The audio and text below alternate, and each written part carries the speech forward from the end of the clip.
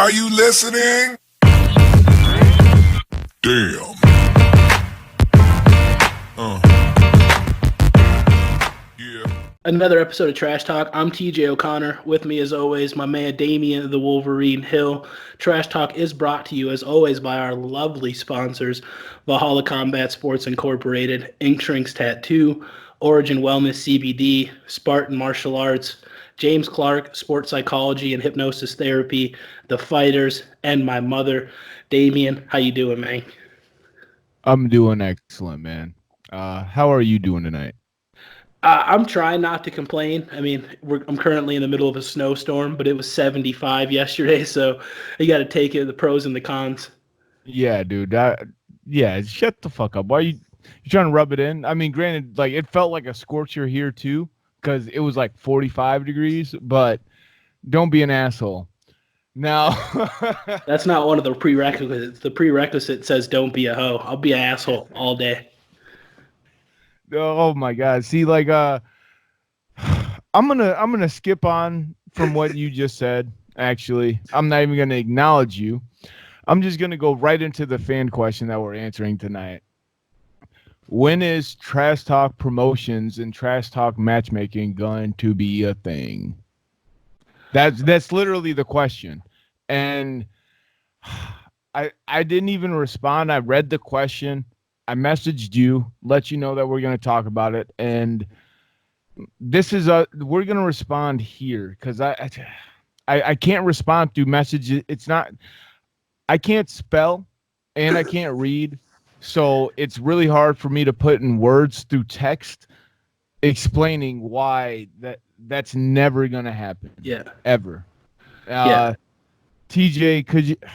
I feel like you understand why. I mean, I've expressed it to you enough. You've expressed it to me enough. Answer the question, dude. Man, it really is a good question because I think, like kind of like you said, where we're at, people you'd automatically assume that that's the next platform, but it's something that we've talked about. I feel like we've talked about it on camera, more times off camera for sure. It's not something that is likely to ever happen at this point, just because of the roles that what we're in. To be have a promotion, to be a matchmaker, that's a completely different platform, a completely different way of connecting with fighters. What we're doing here is we're simply trying to, we're trying to promote. So I think that's why you would think it's the same thing, but we're trying to promote the fighters. We're not trying to promote a brand. We're not trying to promote anything. Everything that happens. Actually, hold on. We are trying to promote a brand. Like Trash Talk is a brand, I guess. Like we're promoting the show. We want people to come to the show so that they can be exposed to the fighters. Yeah. And yeah, sorry, TJ. No, that's fair, and I feel like even that when we promote the show, I feel like it's inadvertently while promoting the fighters. How often, how many days? We put out videos every day, talking to different fighters every day, different things, all the different stuff you're doing to work on your video editing skills to promote this stuff. It's completely different than what a matchmaker would do. As far as the connection with the fighters, do I know the fighters? Sure. Do I have matchups that I would want to see? Sure, but do I want to see those matchups as a fan? 1,000%. Because I'm a horrible business guy. You don't want to put me in your promotion because I'm going to put the best guy versus the next best guy, and I'm just going to pay them what they want, and then we're all going to lose money, but it's going to be a great fight. So you don't want me running your promotion. I guarantee that. I'm not the guy because I'm for the fighters. I want the fighters getting the best opportunities, the most amount of money. As a promoter, you're doing those things, but also you're watching out for yourself. You're more worried about getting the business across. You want to build the brand of the promotion more so where the fighters need the promotion. Whereas Trash Talk, we need the fighters. We mention that constantly. Every time a fighter says, "Oh, thanks for having me on," but no, thank you for being on, because we are nothing if the fighters don't come and talk to us. That's the platform that's built, and that's what garnered the respect here. But if a fighter came up to me and asked me my opinion, I'm going to give them my opinion as a fan first, Trash Talk, whatever you want to call that, second, and then third, I would tell them, if something they might not even want to hear sometimes. But as a promoter, you always have to tell them what they want to hear, even though it's not the best thing. I mean, as a fighter, you have so much faith in a matchmaker and a promoter that, I mean, when I call you up to ask for a fight, I'm putting it on to you. You could set me up with the next best thing, and I have no idea, and I'm going to go out there and get murked. I'm asking for a fair fight, and to come to that position, I mean, you have to be willing to take all personal things aside and understand what you're doing for fighters. Because, I mean, I feel like I'm rambling here, but the relationships that you build with these fighters, you're going to develop ones that you like and ones that you might have trouble with. And to start to be in a position where you could potentially put someone you don't like in there on a fight that's lopsided and that shouldn't be sanctioned, but you have the ability to do that, that's a dangerous position. And I mean, the old saying is power corrupts, and absolute power corrupts all. So I feel like there's checks and balances in a lot of things in life, and checks and balances are the main reason why, to come around and answer the question in a roundabout way, we can't do trash talk promotions, because at that point it's a conflict of interest. We're doing too many things at one time. That's not, I mean, that's not what I want to do now. That's not what I want to do. That's not what the plans stay. It's trash talk, baby. Yeah, dude. That's exactly what I was like pointing at the camera, like, dude, I'm like agreeing with you, like, because all of it led to how you ended it. Yeah. Conflict of interest. Us being in the position where we talk to each fighter individually. I mean, granted, I've never said anything to any other fighter that one fighter has said to me, whether they were on the same team or not. I don't care. That person can tell you what we talked about if they choose to. Yeah. It's not my place to go to let other people know what was said to me off the record. On the record. Yeah. You know, because anytime I rebuttal it to anybody else, even people on my team, even to you, it is something that is said. I guess there's very few things that I don't tell you. Yeah. You know, Yeah. but there are some things that I haven't told you, dude. Like, Yeah. and I know that there's some things that you haven't told me because I said something. Well, I guess the only reason I know this is because I said, hey, dude, I think I know what fight is going to happen next for such and such. And you said, yeah, dude, I think I have some inside information on that. I'm just waiting for the confirmation before I make it public. And I'm like, what do you mean? What do you know? And then you said, well, dude, I told him I wouldn't say anything. Yeah. What the hell, dude? I told him I wouldn't say anything either. And then as soon as the person that we're talking about posted about the fight that they had, we messaged each other like at the exact same time. Saying, I told you, motherfucker, I knew that a week ago. But we didn't tell each other. Like, so there's certain things that, like, if we're told to keep secret, like we do that, you know? Yeah. Now, when it comes into us having that same information and also being matchmakers, yeah, no, you can't do that. Dude, that's way too much. That's way too much of conflict of interest. And then knowing that we could draw up the ratings on our own show by mentioning the inside information that we have and things like that defeats the purpose of what I tried to build or what I tried to build from the very beginning. And that's honestly just a place where the fighters can promote themselves without having to risk being put in a position that they didn't want to be put in. Every fighter wants to fight the person that's in front of them. Everybody wants revenge against the guy that beat them. Things like that.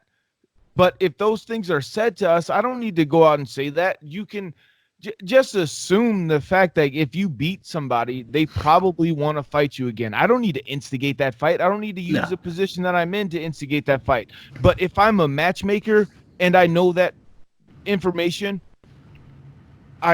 it would be against my best interest as a matchmaker to not instigate that fight. You know? And that's when integrity gets called out. I don't know, loyalty, integrity, and just I don't know what other word, but my integrity means a lot to me. Yeah. But it doesn't to some other people, and I've seen that happen. And this is why I started this. Like I'm rambling. No, I I hate agree, that, and that's bitch shit. I hate that bitch shit, and I ain't no bitch. dude. So No, that 1,000%. And I do feel like it is getting better, truth be told. I mean, I know when we first started, you a couple years before me, even, and with more experience, obviously, on a broader range. But back in those days, I mean, it wouldn't be hard to find a shady matchmaker or someone that when you walked in the room with them, you instantly just hold made on, sure you felt your wallet and keys. You know what I mean? hold on. It wouldn't be that hard to find a shady matchmaker, dude. Like, okay, let's talk about shady matchmakers for a second. And I'm not even gonna go off on a tangent. I just want to like make it clear that almost all matchmakers integrity has been called into question because there's a hometown guy and there's some guy from out of town. No one really knows. They don't know if he's good or not. You can say whatever the fuck you want. And they've done that. Whether it's on a huge scale or they like a huge scale where they like made a like built a guy up to be way better than what he actually was to come into a town or whatever and fight a guy, you know, that's one thing. Or is going as far as setting a guy up, whatever that is, you know, like bringing somebody in who shouldn't have been in there with the guy, you know. Yeah. I mean, and that's the thing, like too, sometimes you don't always know that. I mean, I want to give the matchmaker, the hypothetical matchmaker we're talking of, Yeah. the The benefit of the the doubt. doubt Yeah. that they don't always know if the fighter they're bringing in to lose is gonna get murdered. Yeah. Yeah, that's the best fucking way to put it. You know what? I don't got fuck it.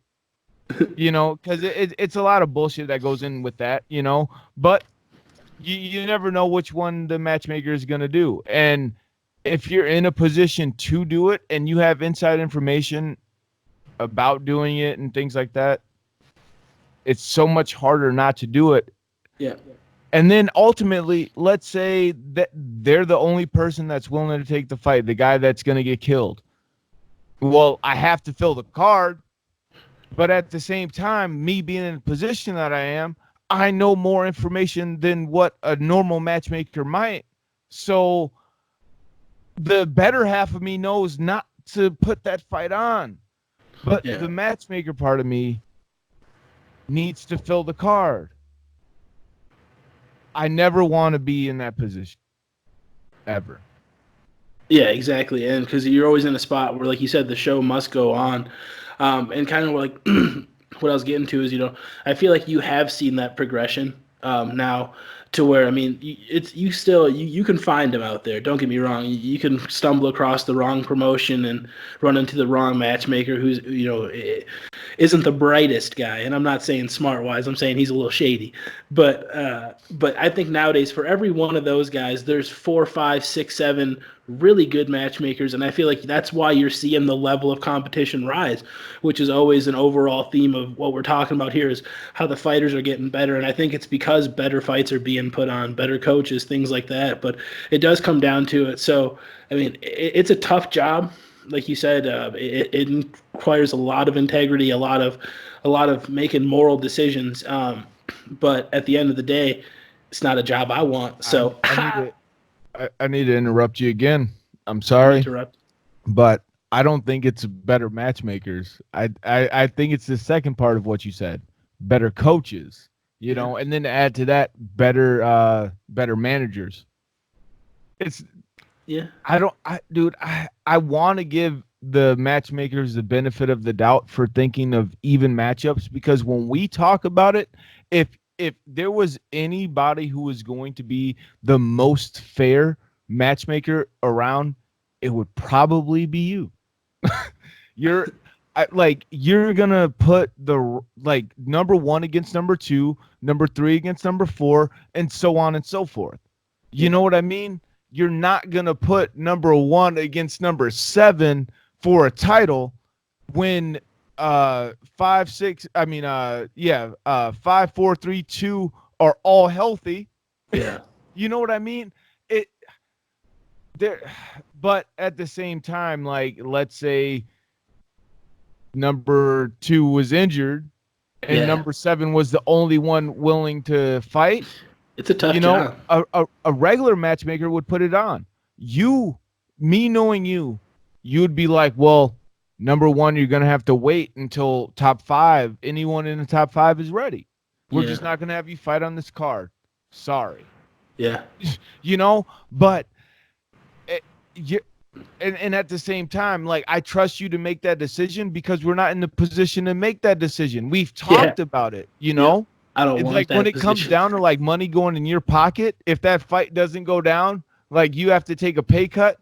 The one of those guys is a ticket seller, or you can replace the guy with the ticket seller himself, but he's not necessarily in position for a title. Yeah.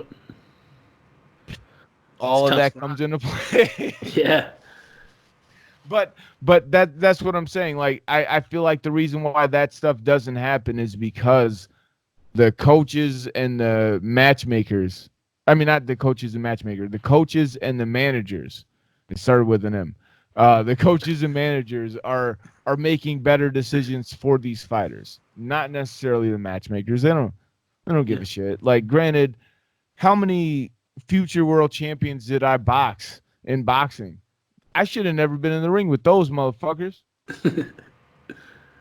Come on. Dude, I kickboxed Troy Jones at 170. Should I have been in there? Yeah, it was a good fight, man. Troy's a monster, but at that point in time, I think that was a fair fight. Okay, I guess whatever the fuck, I shouldn't have been in there. I say that shit, I shouldn't have been in there with Robert Brandt. I shouldn't have been in there with DeLorean Caraway. I shouldn't have been in there with that Russian motherfucker I fought in New York. I beat that motherfucker's ass in Canada, but they called him the winner. That was the boxing match, not the MMA fight. There was that other guy, and yeah. But yeah, dude, those matchmakers weren't looking out for me at all. I think that brings us back to, not to differentiate the two and not even to bring up another tangent, but boxing matchmakers. I mean, that's a whole nother episode right there. Man, they're way more shady in MMA because you can get away with it now. Oh, I don't know about that. I do. I did both. How about that? We're talking about now, though. No, dude, that's what I'm talking about, is the fact that we're talking about right now.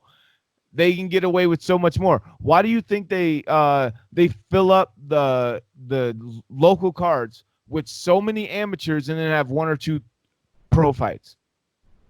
Oh, sell tickets. Oh man, I get the game. Yeah, all right, sure. then. All right then. Like, I don't want to go too much into it, but there's way more than that, dude. Like, let's not bullshit. How many boxing cards do you know that have pros on the card and amateurs? Nah, not many, no. Yeah, exactly. Next to fucking zero. Everybody on a boxing card is getting paid, and they don't even sell out most of the boxing cards. How are they able to pay all these guys almost $1,000 minimum for a debut boxing match? And they pay everybody, and there's guys that have 10, 15, and 20 pro boxing matches on that card, and they're getting paid what, 3, 4, 5 grand? Dude, I've never made less than 3 grand in a boxing match. Don't tell me that these MMA promoters aren't shady as fuck.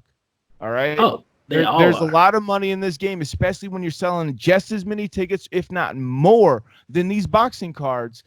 And all these amateurs are on your card that you have 2 or 3 pros fighting on, and those pros are the only ones getting paid. Those amateurs, you can get away with, oh, I can't pay you, but they're the ones probably selling the most fucking tickets. Don't, TJ. Come on. Am I full of shit? No, I mean, that's talking about paying amateurs, and that's a different argument. I'm not talking about paying amateurs, dude.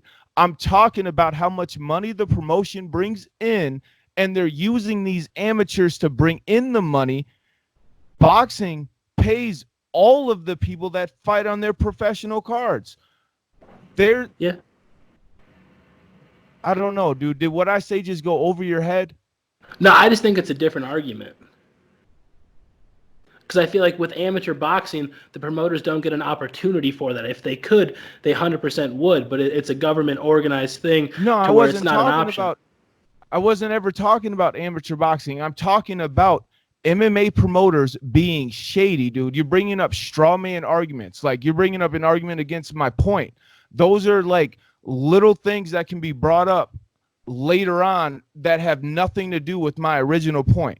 My original point is that these MMA promoters are shady as fuck. When I said that, and you said, and I said, if not shadier than the boxing promoters, and you said, I don't know about that.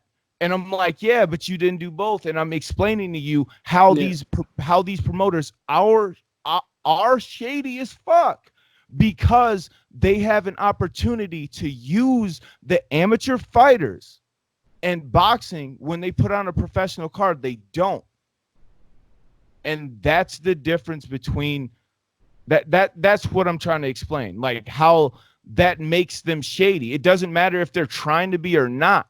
That intentionally does. It just does, because it's cause and effect. Because you did this, this is the effect of it. You know? That's fair. Yeah. Like, I'm just saying, like, does that not make sense? No, I get it. Yeah, I mean, I get that your opinion on that. Yeah. All right. Yeah. I'm just making that clear, dude. Like, I mean, I don't know. Like, I felt like you didn't understand what I was saying. Like, dude, like, I feel very passionate about this or whatever. I don't know if maybe what I'm saying doesn't make sense. I don't know. Leave your comments below. Fuck it.